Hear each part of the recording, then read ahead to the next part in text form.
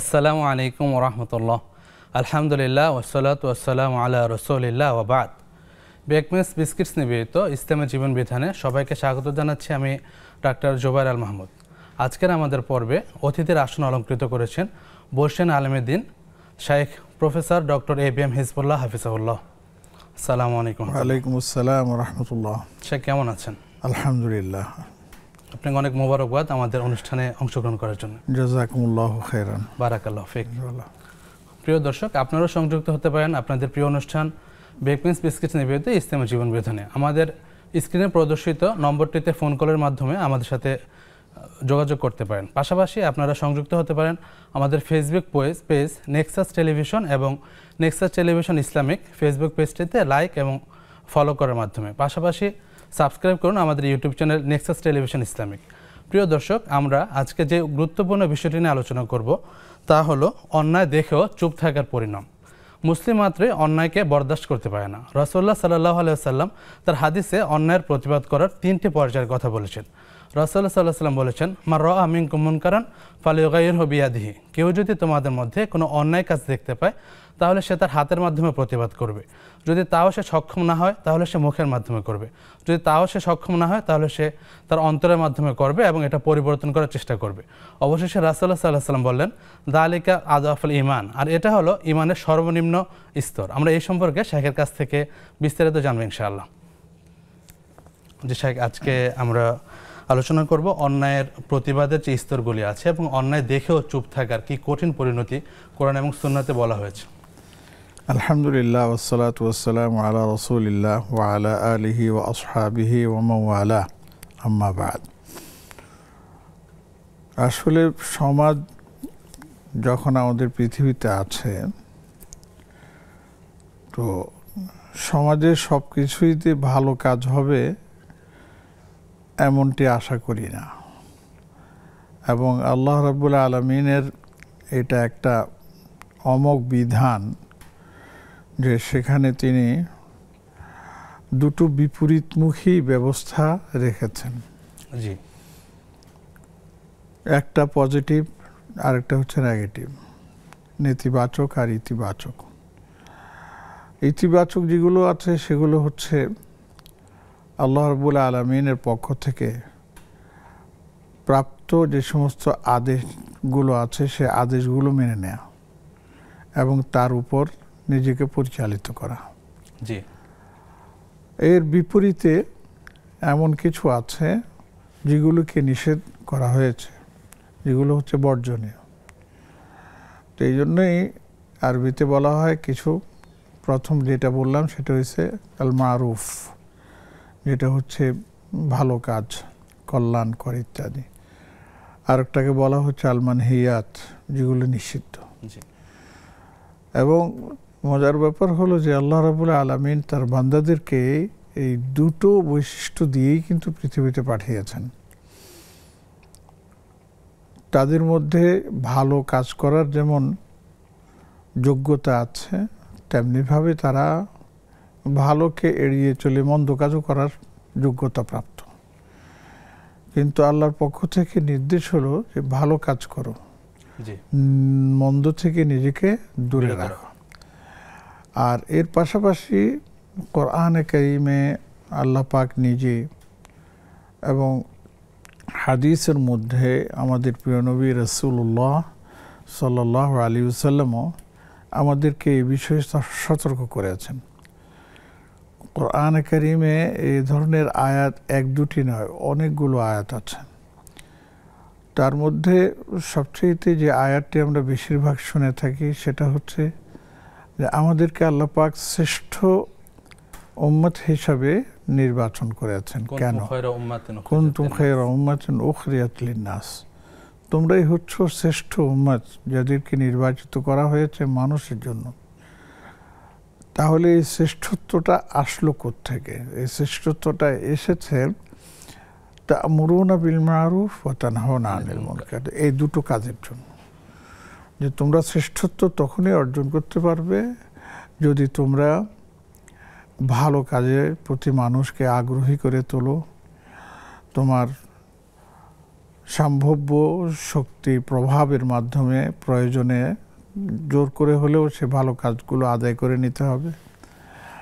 ঠিক এমনিভাবে তার বিপরীতমুখী যে কাজটা আছেন সেই কাজ থেকে নিজেকে যেমন বিরত রাখবে, তেমনি নিজের পরিবার, সমাজ ইত্যাদি সবাইকেও সেই অন্যায় কাজ থেকে বিরত রাখার চেষ্টা চালাতে হবে। আচ্ছা, আর এরপরে দেখুন এখানে শুধু এটা যে ছেলেদের জন্য এই দায়িত্ব তা না, মেয়েদের জন্য কিন্তু এই দায়িত্ব আছে। অর্থাৎ সবাই যার যার পরিবেশে থেকে যতটুকু যার পক্ষে সম্ভব তিনি ততটুকু করবেন, চেষ্টা করবেন। কোরআনে কারিমের মধ্যেও নারী পুরুষের কথা বলা আছে, তাদের প্রশংসা করা হয়েছে। ওয়াল মুমিনুনা ওয়াল মুমিনাতু বা'দুহুম আউলিয়াউ বা'দ। ঈমানদার নরনারী পরস্পর একে অপরের বন্ধু। কি করে? ইয়ামুরুনা বিল মারুফ ওয়া ইয়ানহাউনা আনিল মুনকার, ভালো কাজের আদেশ দেয়, অন্য কাজ থেকে বিরত থাকে। ওয়া ইউকিমুনাস সালাহ, এবং তারা সালাত কায়েম করে।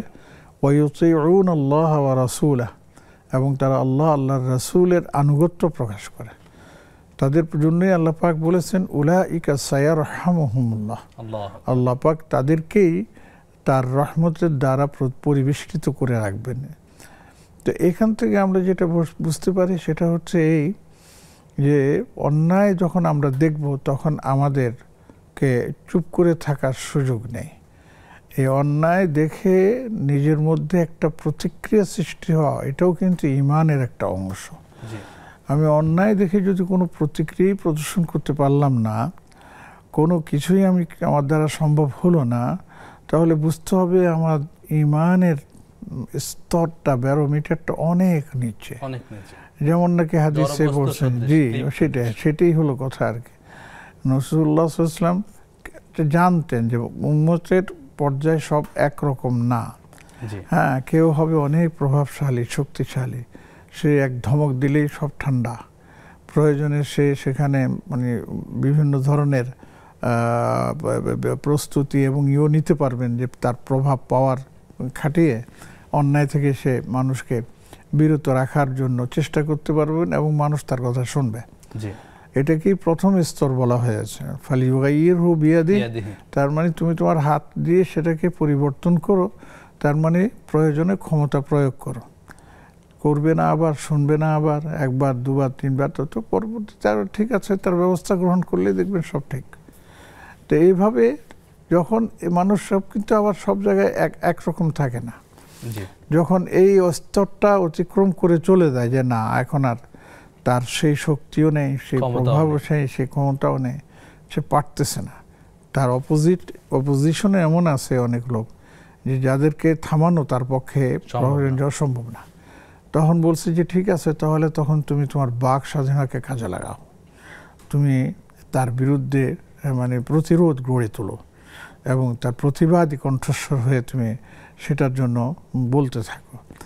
এর দ্বারা যদি প্রভাবশালী যারা এই অন্যায় কাজগুলো করে যাচ্ছে তারা যদি থেমে যায়, আর যদি থেমে না যায় তুমি তোমার দায়িত্ব পালন করে যাও। সেটা আমরা আরো শুনবো ইনশাআল্লাহ। একটা ফোন কল নিচ্ছি। জি, আসসালামু আলাইকুম। ওয়ালাইকুম আসসালাম। জি বোন, প্রশ্নটি করুন। আমার প্রশ্ন হলো, এই শেখ হাসিনা যে দেশ থেকে পালাইছে, আমার একটা নিকট আছেন একজন লোক বলছে যে আল্লাহ রাসূল হিজরত করছে, শেখ হাসিনার সাথে তুলনা করছে, শেখ হাসিনাও হিজরত করছে। এই বিরুদ্ধে আমি বলছি যে ওটা তো আল্লাহ হুকুম করছে, এই জন্য হিজরত করছে আল্লাহ রাসূলে, এইভাবে ওনার সাথে তুলনা দিয়ে আমি ওনাকে কাফের বলছি। বিষয়টি বুঝতে পেরেছি বোন, জানবো ইনশাআল্লাহ। জি, আর আমি যে কাফের বলছি, আমি কি অন্যায় করছি, এই আমাকে একটু বুঝিয়ে বলবেন। আচ্ছা বোন, বিষয়গুলো জানবো ইনশাআল্লাহ। অসংখ্য ধন্যবাদ আপনাকে। প্রিয় দর্শক, আপনাদেরকে একটু স্মরণ করে দিতে চাই, আমরা কোনো প্রশ্ন উত্তরে কোনো ব্যক্তিকে নিয়ে নির্দিষ্ট প্রশ্ন করাটা পছন্দ করি না। তার কাজের কর্মের হিসেবটা আমাদেরকে দেয়া যেতে পারে। যে শেখ, আমরা আলোচনা শুনছিলাম। হ্যাঁ, তো যেটা বলছিলাম যে সে যখন তিনি পাওয়ার দিয়ে, ক্ষমতা দিয়ে সেটাকে বন্ধ করতে পারছেন না, তখন তিনি সেখানে তার মানে বাক মানে ক্ষমতাকে সেটাকে তিনি কি করবেন, ব্যবহার করবেন। তো দেখা যায় এটা যুগে যুগে আমরা দেখেছি। ইনশাআল্লাহ সময় হলে একটা বিরতিতে যাবার। প্রিয় দর্শক, উপভোগ করছেন নেক্সাস টেলিভিশনের পর্দায় বেকম্যানস বিস্কিটস নিবেদিত ইসলামী জীবন বিধান। সময় হলো একটি বিরতিতে যাবার, এরপর আমরা আরো গুরুত্বপূর্ণ আলোচনা এবং প্রশ্নোত্তর নিয়ে ফিরবো ইনশাআল্লাহ। সবাই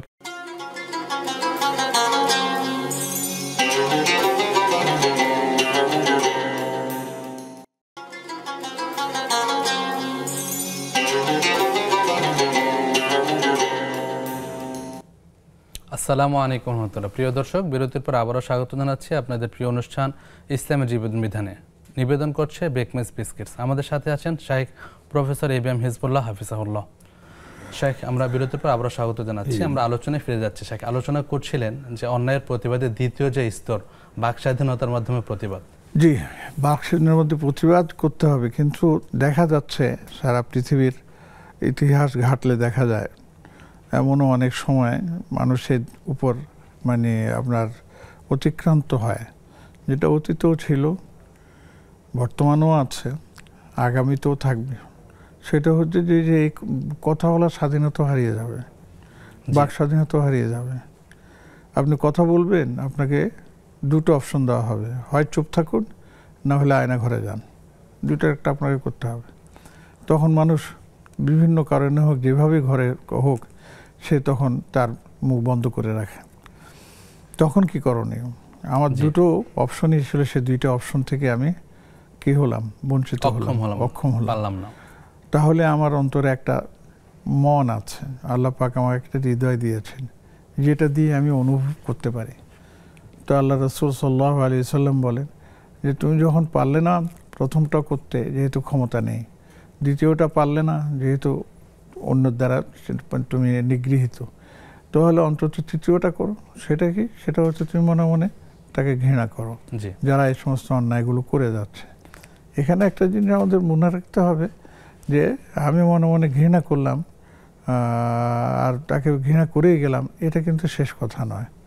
বরঞ্চ এই মনে মনে ঘৃণা করাটা, এটা হচ্ছে একটা ব্যাখ্যা সাপেক্ষ ব্যাপার, যে আমি এটা থেকে মানুষকে বাঁচাতে পারছি না, এই অন্যায় থেকে। আমি যে লোকটা এই কাজগুলো করছে তাকে আমি হিংসা না ঘৃণা করতেছি, যে তাই এই কষ্ট অন্যায় অনেক কষ্ট করতেছে। কিন্তু এটা কিন্তু সলিউশন শেষ না, বরঞ্চ আমাকে তার অন্যায় কাজটার প্রতি ঘৃণা প্রদর্শনের পাশাপাশি সেটা আপনি প্রকাশ করতেও পারতেছেন না, আপনাকে এই জন্য চিন্তাও করতে হবে। অনেকগুলো কাজ আছে, সেটা হচ্ছে যে আল্লাহর কাছে প্রথমত নিজেকে এই অন্যায় কাজ থেকে মুক্ত থাকার জন্য আল্লাহর পানা চাইতে হবে, আল্লাহর থেকে শক্তি সঞ্চয় করতে হবে। 2 নম্বর, আল্লাহর কাছে দোয়া করতে হবে, আল্লাহ আমাকেও হেফাজত করো, আর যে লোকটা এই কাজগুলো করছে তুমি তাকেও হেফাজত করো, তাকেও তুমি কি দিন বলে এই অন্যায় থেকে ফিরে আসার সুযোগ করে দাও। 3 নম্বর হচ্ছে যদি এটা করতে পারুন, 3 নম্বর হচ্ছে পাশাপাশি এই চিন্তাটা করা যে এই অন্যায়কে অন্যায় মনে করে এমন কারা কারা আছেন, তাদের সাথে একটা যোগাযোগ করে যে এই অন্যায় থেকে আমরা কিভাবে বাঁচতে পারি, সমাজকে কিভাবে বাঁচাতে পারি, আর যে লোকগুলো বা যেই করুক এই কাজগুলো, তাদেরকে আমরা কিভাবে এ থেকে বিরত রাখতে পারি, এই নিয়ে তারা কি করবেন ফর্মুলা, আর এর জন্য তারা কী করবেন, তাদের মানে একটা মানে তৈরি করবেন, পরিকল্পনা তৈরি করবেন যে কিভাবে আমরা এ থেকে অন্যকেও বাঁচাতে, নিজেও বাঁচতে পারি, অন্যকেও আমরা বাঁচাতে পারি। এটাকে অনেকে বলে কৌশল, আবার অনেকে বলে এটা ষড়যন্ত্র। তো যেভাবেই বলুক সেটা আমাদের বিষয় না। আমাদের বিষয় হচ্ছে আমাকে চিন্তা করতে হবে যে অন্যায় থেকে আমি কিভাবে বাঁচবো, আমার জাতি কিভাবে বাঁচবে, আমার সন্তানটা কিভাবে বাঁচবে, এবং যারা এই কাজগুলো করতেছে তাদেরকে আমরা কিভাবে এই থেকে আমরা ফেরাতে পারবো, এই নিয়ে আমাদেরকে চিন্তা ভাবনা করতে হবে, পরিকল্পনা করতে হবে। এটাকে যেভাবে বলুক করে আমাকে সামনে যেতে হবে। আল্লাহ সুবহানাহু ওয়া তাআলা তৌফিক দান করুন। আমিন আমিন। আমাদের দর্শক আছেন, যুক্ত করছি। জি, আসসালামু আলাইকুম। ওয়া আলাইকুম আসসালাম। জি বোন, প্রশ্নটি করুন। এই যে মনে করেন এই যে ফজরের ওয়াক্তের 2 রাকাত সুন্নতের সঙ্গে যদি আমি আত্তাহিয়াত পড়ে শুধু দাঁড়িয়ে যাই, তারপরে ফজরের 2 রাকাত ফরজ করি, তাহলে ওই যে সুন্নত 2 রাকাত শুধু আত্তাহিয়াত পড়লাম, তা আমার নামাজ হবে নাকি? আচ্ছা বোন, শাইখের কাছ থেকে বিষয়টা জানবো ইনশাআল্লাহ। প্রশ্ন হলো এই যে মনে করেন 4 রাকাত ফরজ নামাজের সময় যদি 2 রাকাত পড়ে আত্তাহিয়াত পড়ে খালি আত্তাহিয়াত পড়ে দাঁড়ানোর কথা, আমি যদি দাঁড়িয়ে যাই আত্তাহিয়াত না পড়ে, তৃতীয় রাকাতে যদি ফিরে এসে আত্তাহিয়াত পড়ে আবার 2 রাকাত পড়ে নামাজ শেষ করি, তাহলে সেজদা দিলে নামাজ হবে না কি কেমনে কি নিয়ম জানা? জীবন আপনাদের দুইটা বিষয়ই ইনশাল্লাহ শেখের কাছ থেকে জানবেন ইনশাল্লাহ। অসংখ্য ধন্যবাদ আপনাকে। শেখ, আমরা প্রশ্ন উত্তরে যাচ্ছি। আমাদের বোনের প্রশ্ন ছিল, আমাদের বিগত যে স্বৈরশাসক ছিল তিনি দেশ ছেড়ে অন্য দেশে অবস্থান করছেন, তো এই বিষয়টাকে ওনার পরিচিত এক লোক এটাকে রাসূলুল্লাহ সাল্লাল্লাহু আলাইহি ওয়াসাল্লাম হিজরতের সাথে তুলনা করেছেন, নাউজুবিল্লাহ। তো এই তুলনার পাপটা কীরকম হয়েছে, আর যিনি প্রশ্ন করেছেন তিনি ওই লোককে কাফের বলে সম্বোধন করেছেন, এই কাজটা কি ঠিক আছে? আসলে দুইজনই আবেগের বশে কথা বলেছেন। বোঝা যাচ্ছে যিনি প্রথম ব্যক্তি যিনি তাকে নবীজি সাল্লাল্লাহু আলাইহি ওয়াসাল্লামের হিজরতের সাথে তুলনা করেছেন, তিনি দেখেন তার অন্ধভক্ত বা তার প্রতি তার মানে কি আছে, মানে মনোবেদনা আছে, যে কারণে তিনি এটাকে মেনে নিতে পারেননি। এইভাবে এটাকে পলায়ন করেছেন, পালিয়েছেন, এই শব্দটা তিনি মানে করতে পারছেন না। তো এটাকে তিনি নবীজির সাথে জড়িয়ে দিয়েছেন। নাউজুবিল্লাহ। এটা ঠিক না। আমাদের নবীজি সাল্লাল্লাহু আলাইহি ওয়াসাল্লাম আল্লাহ রাব্বুল আলামিনের পক্ষ থেকে নির্দেশপ্রাপ্ত হয়েই মক্কা ছেড়েছেন। আমাদের নবী সাল্লাল্লাহু আলাইহি ওয়াসাল্লাম কোনো সময় পালান নাই, এবং সেই চিন্তাও তিনি করেননি। সে চিন্তা করতে অনেক আগে তিনি সেটা করতে পারতেন। নাউজুবিল্লাহ। অতএব আমি যিনি এই কথা বলেছেন, আমাদেরকে যারা শুনছেন তাদেরকে আমি বলবো বিনয়ের সাথে যে মেহেরবানি করে এই সমস্ত বিষয়গুলোকে শরীয়তের দিশের সাথে আমরা মানে আলোচনার মাধ্যমে, পর্যালোচনার মাধ্যমে আমরা কথা বলতে পারি, কিন্তু খবরদার আমাদেরকে নবীজি সাল্লাল্লাহু আলাইহি ওয়াসাল্লামের সাথে এবং অন্য কোনোর সাথে এগুলির সাথে মিলাতে পারবেন না। না দেখায় আমরা, এটা কিন্তু আমার ইমানের জন্য বড় খতরনাক হয়ে যাবে। এক। দুই নম্বর, যিনি দ্বিতীয় তাকে সরাসরি কাফেরই বলে ফেলছেন যে এত বড় কথা তুমি বললে, এই জন্য তুমি একটা কাফের, এর বলাটাও ঠিক হয়নি। হ্যাঁ, আপনার লেগেছে যে আপনি আমাদের নবীজির সাথে তুলনা করেছে, এই জন্য আপনি বলতে পারতেন যে না, এভাবে বলাটা উচিত হয়নি। সে কেমন লোক ছিল, কী ছিল, সবাই জানে। কাজে সে যেভাবে পেরেছে চলে গেছে, সেটাকে কেউ পালিয়েছে বলছে, কেউ চলে গেছে বলছে, সেটা ভিন্ন কথা। কিন্তু নবীজির সাথে সেটাকে তুলনা করার কারণে আপনি তাকে কাফের বলেছেন, এই কথাটা ঠিক হয়নি। বরঞ্চ এই জন্য আপনাকে তওবা করতে হবে, কারণ যে কথাটা মুখ ফুসকে বেরিয়ে গেছে। তো আল্লাহর কাছে বলতে হবে যে আল্লাহ, এইভাবে বলা আমার উচিত হয়নি। তো আপনি যার কর্ম তাকে সেভাবে আপনি তার কর্মফল দেবেন, সেটা আপনার হাতে। আমি এইটা বলেছি, ভুল হয়ে গেছে, আমাকে মাফ করে দিন। ইনশাআল্লাহ আল্লাহ আপনাকে মাফ করে দেবেন, কোনো অসুবিধা নেই। ঠিক আছে? ইনশাআল্লাহ। আমাদের সবারই বাক সংযমী হওয়া উচিত। রাসূলুল্লাহ সাল্লাল্লাহু আলাইহি ওয়াসাল্লামের জিহ্বার ব্যাপারে অনেক সতর্কবাণী দিয়েছেন, অনেক বলেছেন এটাই তোমার জান্নাতে নিয়ে যাওয়ার কারণ বা জাহান্নামে যাওয়ার কারণ হতে পারে। আল্লাহ সুবহানাহু ওয়া তাআলা আমাদের সবাইকে সতর্ক হওয়ার তৌফিক দান করুন। আমিন। শেখ, পরের প্রশ্নে যাচ্ছে। আমাদের বোন জেনিফা উনি প্রশ্ন করেছেন, আল্লাহুম্মা ইন্নী আসআলুকাল আফিয়া, এই দোয়াটার ফজিলত কি বা গুরুত্ব বা মাহাত্ম্য সম্পর্কে জানতে চেয়েছি। এই দোয়াটার গুরুত্ব এবং মাহাত্ম্য হচ্ছে যে আমি সবাই এই দোয়াটা পড়তে পারি। এর অর্থ হচ্ছে যে আল্লাহ আমাদেরকে সবসময় বিভিন্ন ধরনের বিপদ আপদ ইত্যাদি থেকে আপনি আমাদেরকে হেফাজত করুন। হে আল্লাহ, ইন্নী আসআলুকা, আমি আপনার কাছে প্রার্থনা করছি আল আফিয়া, সুস্থতা এবং নেক কামনা ইত্যাদি সব কিছু এর মধ্যে আপনি পড়তে পারেন। এটার জন্য নির্দিষ্ট কোনো সময় নেই, নির্দিষ্ট কোনো নেই যে কখন পড়বেন, কতবার পড়বেন। যখনই আপনার মনে চায় আপনি তখনই এটা পড়তে পারবেন, কোনো অসুবিধা নেই। জি, জাযাকাল্লাহ খাইরান। শেখ, আমরা আরেকজনের প্রশ্ন নিচ্ছি। আসসালামু আলাইকুম। ওয়ালাইকুম সালাম ওয়া রাহমাতুল্লাহ। ভাইয়া, স্যারের কাছে আমার দুটো কোয়েশ্চেন আছে। জি বোন, বলুন। আমার ফার্স্ট কোয়েশ্চেন যে আমাদের এলাকায় একজন ইন্তেকাল করেছেন, উনি কিন্তু ভীষণ জুলুমবাজ ছিল।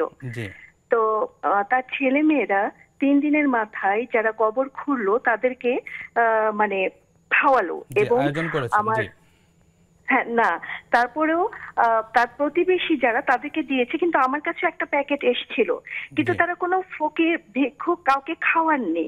তো এই প্যাকেটটা আমি না নিয়ে যে একদম অসহায় তাকে আমি প্যাকেটটা দিয়ে দিয়েছি। এটাতে 2-1 জন দেখেছে, তো বললে এত অহংকার, প্যাকেটটা গ্রহণ করলো না। তো এত অহংকার ভালো না, আল্লাহ সহ্য করবে না, এই হাদিয়াটা নিল না। তো যে খেতে পায় না তাকে আমি দিয়েছি, অথচ তারা কিন্তু কোনো মিসকিন খাওয়ায়নি। তো এতে কি আমার পাপ হয়ে গেল? আর আমার সেকেন্ড কোয়েশ্চেন হচ্ছে, এই কোয়েশ্চেনটা আমি গতদিন করেছিলাম কিন্তু আমি অ্যান্সার পাইনি, সেটাই করছি। সেটা হচ্ছে যে আমরা জানি নেককার বান্দা বলতে আমরা ভালো বান্দা বুঝি, আর নেককার জন্য কাজ বলতে খারাপ কাজকে বুঝি। এখন নেককার ওয়ার্ডটা কিন্তু এখানে দুই ভাবে ব্যবহৃত হয়েছে, ভালো এবং মন্দ। এখন সেটা হচ্ছে যে নেককার জনক, নেককার বান্দা বলতে যদি আমরা ভালো মানুষ বুঝি, তাহলে নেককার জনক কাজ বলতে এখানেও কিন্তু নেককার কথাটা উল্লেখ আছে। আমি না নেককার জনক কাজ বলতে তাহলে কেন খারাপ কাজ বোঝানো হলো? দুটোতে কিন্তু নেককার, ভালো কাজ কেন নয়? শব্দের বিশ্লেষণটা শাকের কাছ থেকে জানবো ইনশাআল্লাহ। অসংখ্য ধন্যবাদ আপনাকে। প্রিয় দর্শক, উপভোগ করছেন বেকমেন্স বিস্কিটস নিবেদিত ইসলামী জীবন বিধান। সময় হলো আরেকটি বিরতিতে যাবার, ফিরছি কিছুক্ষণ পর, আমাদের সাথেই থাকুন।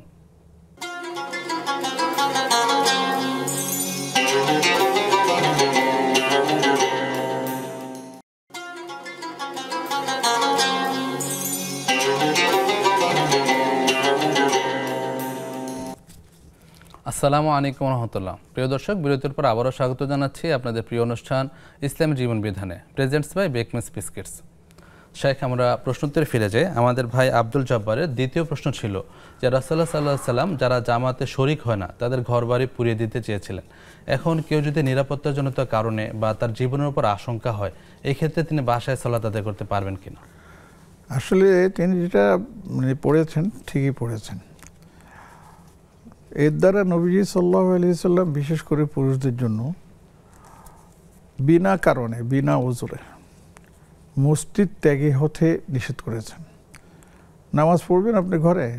না, আপনার জন্য নামাজটা হচ্ছে মসজিদে। এই জন্য ইমাম আহমদ ইবনে হাম্বল রাহিমাহুল্লাহ তিনি জামাতে সালাত আদায় করাকে ফরজ মনে করতেন, এবং ইমাম শাফি, মালিক রহমতুল্লাহ আলাইহির একটা বক্তব্য আছে তারা ওয়াজিব মনে করতেন। একমাত্র ইমাম আবু হানিফা রহমতুল্লাহ আলাইহি তিনি বলেছেন যে এটা সুন্নতে মুআক্কাদার অন্তর্ভুক্ত। অতএব কেউ যদি ইচ্ছা করে মসজিদে যাওয়া থেকে বিরত থাকে, মসজিদ যাওয়া থেকে বিরত থেকে ঘরের নামাজ আদায় করে, এ নিয়ে আমাদের উলামায়ে কেরাম না শুধু হাদিসের মধ্যে এ নিয়ে কি বলা আছে, নিন্দাবাদ আছে, যেটা এই হাদিস দ্বারা প্রমাণিত হয়। এখন যিনি যে প্রশ্ন করেছেন যে তিনি সালাত আদায় করবেন কিন্তু তার নিরাপত্তার অভাব, রাস্তাঘাটে ইত্যাদি, যদি নিশ্চিতভাবে নিরাপত্তার অভাব যদি মনে করেন তাহলে কিছুই করার নাই, তাকে তার নিরাপত্তার দিকটাকে আগে দেখতে হবে, অগ্রাধিকার দিতে হবে। এবং সেই জন্য তিনি যদি বাসায় বসে পড়েন এবং আল্লাহকে বলেন যে আল্লাহ মসজিদে যাওয়ার তো ইচ্ছে, কিন্তু এই নিরাপত্তার কারণে যেতে পারছি না, আপনি আমাকে মাফ করে দেন, তাহলে ইনশাআল্লাহ আশা করি আল্লাহ পাক কোনো না কোনো ব্যবস্থা অবশ্যই করে দেবেন ইনশাআল্লাহ। জাযাকাল্লাহু খাইর। বারাকাল্লাহু ফিক। আর পাশাপাশি আমাদের সবসময় খেয়াল রাখতে হবে আমরা তো অজুহাত না খুঁজি। আল্লাহ সুবহানাহু ওয়া তাআলা তো মনের অবস্থা জানেন। অবশ্যই। শেখ, আরেকজন দর্শক আছেন, প্রশ্ন নিচ্ছি। আসসালামু আলাইকুম। ওয়ালাইকুম আসসালাম। আমার একটা প্রশ্ন। জি বোন, বলুন। 16 বছরের মেয়ে, জি, সে এখন সে করে না, অজুহাত দেখায়, গরম লাগে, সারাদিন স্কুল করতে হয়, নামাজ পড়ে না, তাকে বোঝানো, ভালোবাসা, শাসন সব দিক করা কমপ্লিট, কিন্তু সে এতে রাজি না। তো এক্ষেত্রে আমি শুধু মানবিক দিক হিসেবে তাকে খেতে চাই না, জেদ বেশি, তুলে খাওয়ানো সেগুলি করি, আমি শুধু মানবিক দিক হিসেবে করি, সে না খেয়ে থাকবে, জেদ করে যদি না খাওয়াই দিই। তো আমি কালকে অসুস্থ ছিলাম অনেক, আমার হাসপাতালে যাওয়ার প্রয়োজন ছিল, আমার হাজবেন্ড অসুস্থ কিন্তু দূরে ছিল, সে আমার সাথে হাসপাতালে না গিয়ে পাশের বাসায় শাড়ি পরে ছবি তোলার জন্য চলে গেছে, আমার সাথে যায়নি। এটাও আমি কিছু বলি নাই। আর শুধু আমি ওকে বলেছি যে পিকনিকে যাবে কোচিং সেন্টার থেকে, আমার হাজবেন্ড বলছে আমি সঙ্গে না গেলে সে যাবে না। তখন আমি আমি তার স্যারকে বলেছি যে আমি যেতে পারবো না, অসুস্থ। সে তখন থেকে জেদ শুরু করে দিয়েছে, খাওয়া দাওয়া বন্ধ করে জেদ করে যাচ্ছে। তো এই সুযোগে আমি তাকে এই বললে আমার ভুল হবে নাকি, যে সে যদি শর্ত সাপেক্ষ নামাজ পর্দা না শুরু করে আমি তার কথায় সায় দিব না। এই বিষয়টা তোমাকে বলবো, আমরা শেখের কাছ থেকে জানবো ইনশাআল্লাহ। পাশাপাশি আপনার সন্তানের জন্য দোয়া করছি, আল্লাহ সুবহানাহু ওয়া তাআলা যাতে তাকে সম্মতি দান করে। শেখ, একটা নির্মম বাস্তবতা আর বর্তমান সামাজিক পরিস্থিতি ওই দিকে যাচ্ছে, অবাধ্য সন্তান, জেদ করে থাকে সন্তান, অকারণে সালাত আদায় করে না। এই ক্ষেত্রে বোন যে প্রশ্নটা করলেন, এই আলোকে যদি উত্তরটা দিতেন। এর অবস্থা তো আমরা এর আগেও বেশ কয়েকবার এ ধরনের প্রশ্নের মুখোমুখি হয়েছি, উত্তরও দিয়েছি, চেষ্টাও করেছি। আসলে সন্তান অবাধ্য হওয়ার অনেকগুলো কারণ আছে, তার মধ্যে এক নম্বর যে কারণটা আমি মনে করি সেটা হচ্ছে পারিবারিক কারণ, পারিপার্শ্বিকতা, পরিবেশ। যদি পারিবারিক পরিবেশ এবং পারিপার্শ্বিকতা যদি সঠিক না থাকে তাহলে সন্তান বিগড়ে যাওয়াটাই স্বাভাবিক এবং যাচ্ছেও। আল্লাহ হেফাজত করুক। আমিন আমিন। তো এখন আমরা কি করব? মা বলে আমি পারি না, বাবা বলে আমিও পারি না, তো ছেলে মেয়েরা কি বলবে? আমরা পারি না এই কথা বলতে হবে? পারি না এই কথা বলাটা বাদ দিতে হবে। বরঞ্চ আমাদেরকে সর্বাত্মক চেষ্টা করতে হবে। আমাদেরকে কখনো আপনার একটু মানে গরমে, কখনো একটু নরমে আমাদেরকে কাজ আদায় করার চেষ্টা করতে হবে। হ্যাঁ, গরম করতে গিয়ে আবার এমন অবস্থা যেন না হয় যে তিনি অন্য বিগড়ে যায়, সেটার দিকে আমাদেরকে লক্ষ্য রাখতে হবে। সরি। জি। তো তাদেরকে আমাদেরকে বোঝাতে হবে, ঠান্ডা মাথায় তাদেরকে কাজ করতে হবে। 1 নম্বর এটা। 2 নম্বর, পরিবেশের আরেকটা দিক হচ্ছে যে ফ্রেন্ড সার্কেল। মেয়েদের জন্য মেয়েদের ফ্রেন্ড সার্কেল, ছেলেদের জন্য ছেলেদের ফ্রেন্ড সার্কেল। বিশেষ করে স্কুলে একবারে ছোটোবেলা থেকে আস্তে আস্তে যখন বড় হতে থাকে, স্কুল থেকে তারা আপনার ইতে যায়, হাই স্কুলে যায়, হাই স্কুল থেকে আপনার কলেজ, তারপরে এই যে কতগুলো ধাপ আছে, এই ধাপগুলোকে যদি কন্ট্রোল করা না যায় তাহলে যার পরিণত কী হবে সেটা আমরা দেখতেই পাচ্ছি। সঙ্গদোষের এটা পরিষ্কার আছে, সঙ্গদোষের সর্বনাশ, সৎসঙ্গের সর্বনাশ। আমরা সেটা ছোটোবেলাও এই যেটা পড়েছিলাম। তো এই জন্য আমাদেরকে এই জিনিসটা লক্ষ্য রাখতে হবে। আর সেই ছোটোবেলার কথাগুলো মনে রাখতে হবে। ছোটোবেলাকে আমাদের পড়েছিলাম বইয়ের মধ্যে, আমাদের মুরব্বীরা পড়িয়েছিল, ঘুম থেকে উঠে আমি মনে মনে বলি সারাদিন যেন ভালো হয়ে চলে। তো এইগুলি তাদেরকে শোনাতে হবে, তাদেরকে এগুলি বোঝাতে হবে। আর সবচেয়ে বড় জিনিস হচ্ছে আল্লাহ রাব্বুল আলামিনের এই নেয়ামত, যে সন্তান, নেয়ামতের জন্য আল্লাহর কাছে চাইতে হবে, আল্লাহর কাছে চোখের পানি ফেলতে হবে, চেষ্টাও করতে হবে, পাশাপাশি আল্লাহর শুকরিয়া আদায় করে এবং আল্লাহ থেকে তার মনে সহযোগিতা কামনা করতে হবে। এখন হযরত মারিয়াম আলাইহিস সালামের জন্মের পরে তার মা আল্লাহর কাছে দোয়া করেছিলেন, ইন্নী উযুযুহা বিকা ওয়া যুররিয়াতাহা মিনাশ শাইতানির রাজিম। আল্লাহ, আপনি আমাকে মেয়ে দিয়েছেন, আমি আপনাকে আমার মেয়েটাকে তার হাওয়ালা করে দিলাম, তার সন্তানদেরকে তার হাওয়ালা করে দিলাম। তা আমরা কি কেউ এটা বলি? আমরা তো এটা করি না, জানিও না। আমরা বলতে হবে যে আল্লাহ, এই নেয়ামত আপনি দিয়েছেন, সন্তান দিয়েছেন আমাকে, 1 জন 2 জন 3 জন যেই দিয়েছেন, এটা আপনার পক্ষ থেকে আমরা প্রাপ্ত হয়েছি। এই কত বড় নেয়ামত, আমরা এটা শুকরিয়া কীভাবে আদায় করব? আল্লাহ আমাদেরকে শুকরিয়া আদায় করার তৌফিক দেখে আমাদের সন্তানদেরকে নেক সন্তান হিসাবে গড়ে ওঠার তৌফিক দান করুন। এইভাবে আল্লাহর কাছে বলতে হবে। আরেকটা বিষয় হচ্ছে যে মোবাইল থেকে বিরত রাখার চেষ্টা করুন, বুঝিয়ে শুনিয়ে। রাগ করে পারবেন না, বরঞ্চ দুঃখজনক হলো সত্য, এখন অনেক জায়গায় অনলাইনে কি যেন বলে আপনার ক্লাস নেওয়া হচ্ছে, অনলাইনে অনেক কিছু করা হচ্ছে, এবং সে অনলাইনে এগুলি করতে গিয়ে কী যে হচ্ছে, আল্লাহ হেফাজত করুক, যারা এটা ভুক্তভোগী তারা এটা জানে। তবুও আমরা চেষ্টা করব যে আমাদের পরিবেশের মধ্যে যেন আমরা এ থেকে নিজেরাও মুক্ত থাকার চেষ্টা করব, আমাদের সন্তানদেরকেও এ থেকে বিরত রাখার চেষ্টা করবো ইনশাআল্লাহ। ইনশাআল্লাহ। আল্লাহ সুবহানাহু ওয়া তাআলা তৌফিক দান করুন। আল্লাহ সুবহানাহু ওয়া তাআলা এই সমাজে যে বিচ্যুতিগুলি ঘটছে, বিশেষ করে সন্ততি, সবাইকে মা বাবার বাধ্য হওয়ার তৌফিক দান করুন। আমিন আমিন আমিন। জাযাকাল্লাহু খাইরান শাক। পুরো অনুষ্ঠান জুড়ে আপনি আমাদেরকে সময় দিয়েছেন, অনেকগুলি গুরুত্বপূর্ণ প্রশ্নের উত্তর আপনার কাছ থেকে আমরা পেলাম। আল্লাহ সুবহানাহু ওয়া তাআলা আপনাকে সুস্থ রাখুন, নিরাপদ রাখুন, দুনিয়া এবং আখিরাতের যাবতীয় কল্যাণ দান করুন। আমিন। আমি আপনাদের সবার জন্য কল্যাণ কামনা করতেছি। বারাকাল্লাহ ফিক। প্রিয় দর্শক, পুরো অনুষ্ঠান জুড়ে আমরা শাকের কাছ থেকে গুরুত্বপূর্ণ আলোচনা শুনলাম এবং অনেকগুলো প্রশ্নের উত্তর জানতে পারলাম। আল্লাহ সুবহানাহু ওয়া তাআলা আমাদের এই বিষয়গুলোর উপর আমল করার তৌফিক দান করুন।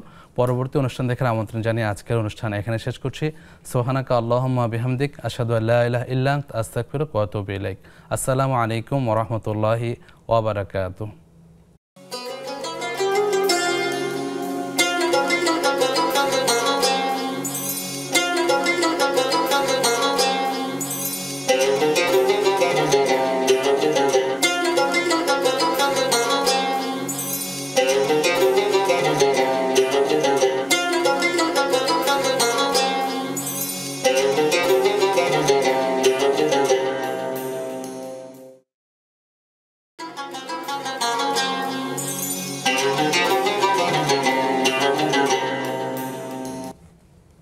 আসসালামু আলাইকুম রহমতুল্লাহ। উপভোগ করছেন সরাসরি সম্প্রচারিত অনুষ্ঠান ব্রেকবেঞ্চ পিস নিবেদিত ইসলামী জীবন বিধান। বিরতির পর আবারও স্বাগত জানাচ্ছি। আমাদের সাথে আছেন শাইখ প্রফেসর এবিএম হিজবুল্লাহ হাফিজাহুল্লাহ। শাইখ, আমরা পরের প্রশ্নে যাচ্ছি। আমাদের বোনের দুটো প্রশ্ন ছিল। প্রথম প্রশ্ন ছিল যে ফজরের 2 রাকাত সুন্নত নামাজের শেষ বৈঠকে উনি শুধু আত্তাহিয়াত পরে সালাম ফিরে ফেলেছেন, এক্ষেত্রে কোনো অসুবিধা হবে কিনা? না, এক্ষেত্রে তার অসুবিধা হবে না, যেহেতু দ্বিতীয় বৈঠকে অর্থাৎ সালাম ফেরানোর বৈঠকে আপনার তাশাহুদ পড়াটাই ছিল তার জন্য ওয়াজিব এবং তিনি সেটা আদায় করে ফেলেছেন।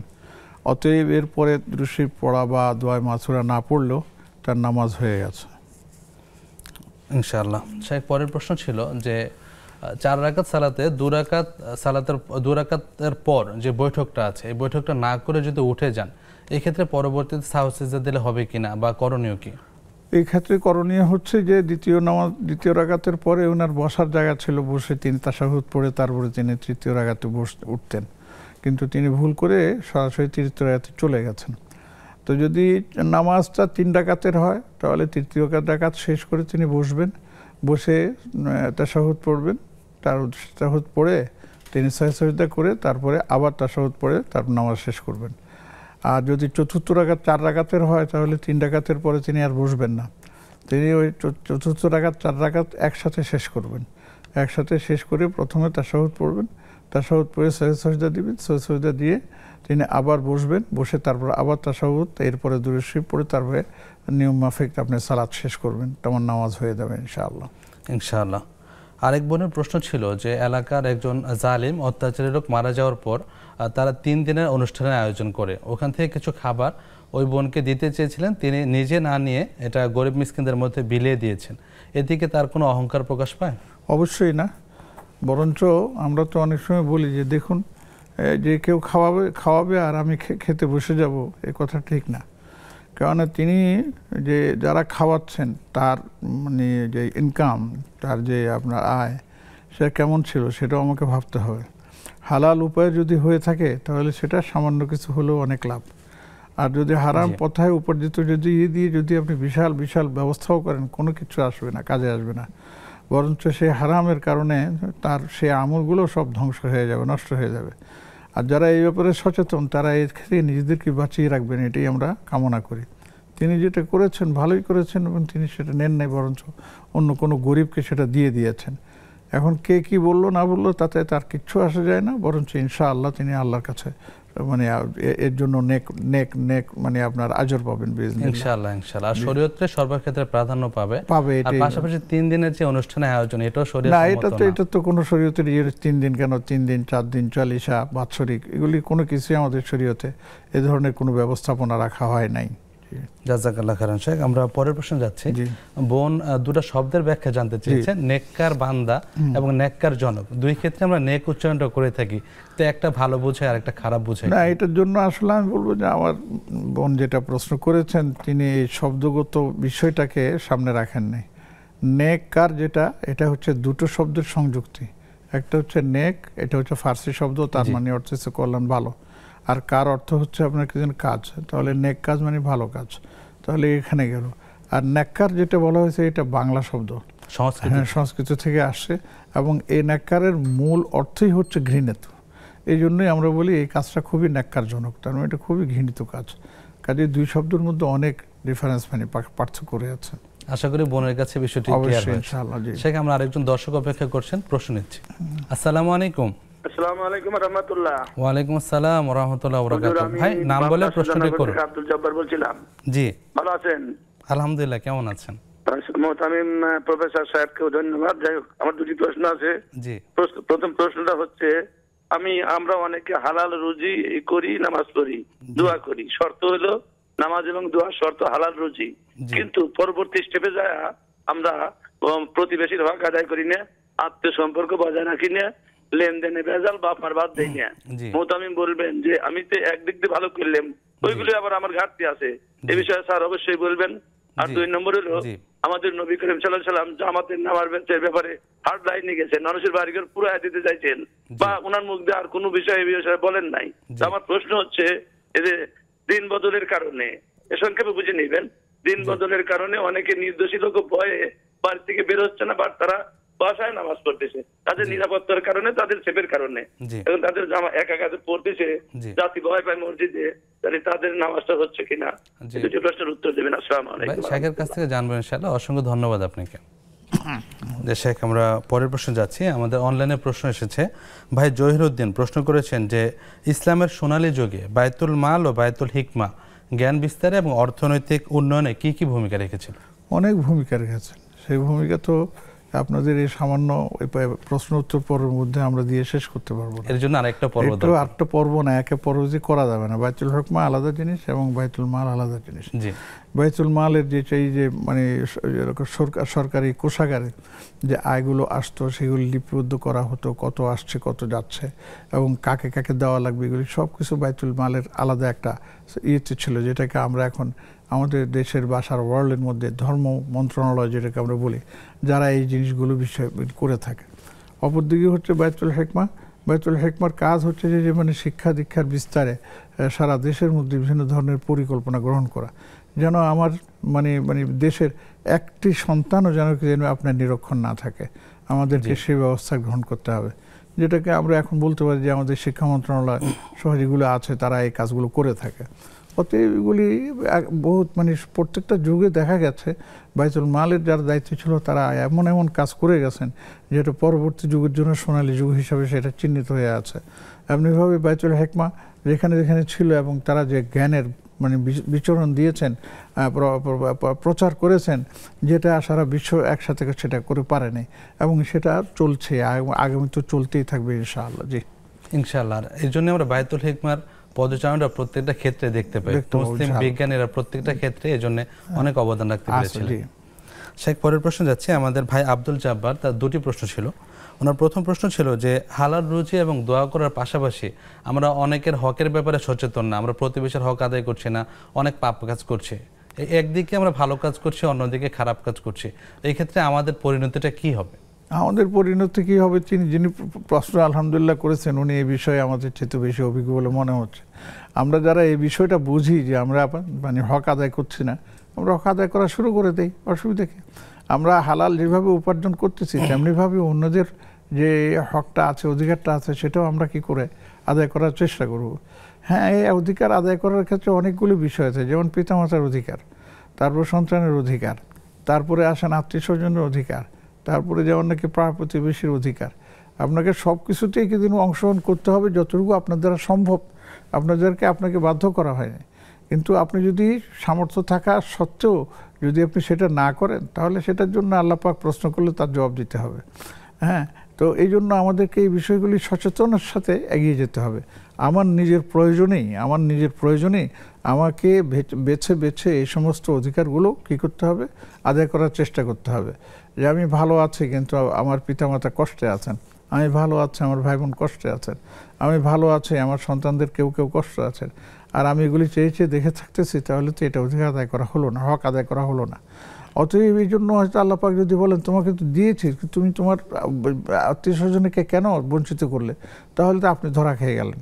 তাহলে এখান থেকে যেন আমরা বেঁচে থাকতে পারি সেই জন্য আমাদেরকে প্রতিনিয়ত এই সমস্ত বিষয়ে আলোচনা করতে হবে এবং মানুষকে এই সময় সতর্ক করতে হবে।